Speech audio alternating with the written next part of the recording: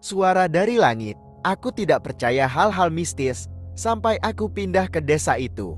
Desa kecil di tengah hutan, dikelilingi kabut yang tak pernah hilang. Penduduknya ramah, tapi ada satu hal yang selalu mereka hindari. Suara misterius setiap tengah malam. Awalnya, aku mengira itu hanya suara angin atau binatang, tapi lama-kelamaan, suara itu seperti langkah kaki berat di atap rumahku. Anehnya, atap itu jelas tak cukup kuat menahan beban apapun.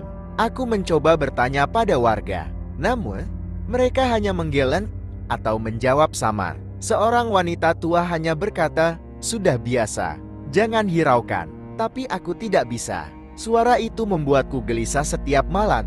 Hingga akhirnya, rasa penasaran mengalahkan rasa takut. Saat jam menunjukkan tengah malam, suara langkah itu terdengar lagi. Kali ini lebih jelas, lebih dekat. Aku mengambil senter, membuka pintu belakang, dan menatap ke arah atap. Langit gelap pekat, angin dingin menusuk, tapi suara itu masih ada. Langkah berat yang perlahan mendekat.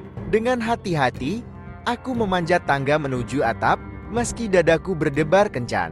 Ketika aku sampai di atas, aku terdiam. Tidak ada apa-apa. Atap itu kosong. Tapi suara itu berubah sekarang seperti bisikan. Pelan, tapi sangat jelas. Kau tidak seharusnya ada di sini. Aku berbalik cepat. Dan di ujung atap berdiri sosok gelap. Tubuhnya tinggi, terlalu tinggi untuk manusia. Silitnya kabur, seperti kabut yang menggumpal. Tapi yang paling mengerikan adalah matanya. Dua cahaya kecil yang memantulkan sinar samar bulan. "Siapa kamu?" Suaraku gemetar. Sosok itu tidak menjawab. Langkahnya perlahan maju ke arahku, meskipun kakinya tidak menyentuh atap. Aku mundur perlahan, merasa terjebak. Ketika ia semakin dekat, aku melihat wajahnya. Itu bukan wajah, itu kekosongan, hitam pekan, seperti jurang tak berujung. Tiba-tiba, suara langkah itu berhenti. Tapi aku mendengar sesuatu yang lain. Suara dari dalam kepalaku berbisik, "Kamu sudah menjadi bagian dari kami." Aku panik, berlari mundur, lalu terpeleset jatuh dari atap. Tubuhku menghantam tanam, tapi aku tidak peduli. Dengan tergesa-gesa, aku masuk ke dalam rumah, mengunci setiap pintu dan jendela. Namun, saat aku melihat ke cermin di ruang tamu, tubuhku membeku. Di balik pantulan itu, sosok gelap berdiri, matanya menatapku tajam.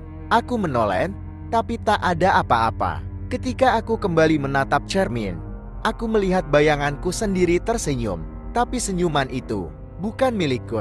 Malam itu, suara langkah kaki di atap berhenti. Tapi bisikan itu, bisikan dari dalam diriku, tidak pernah hilang.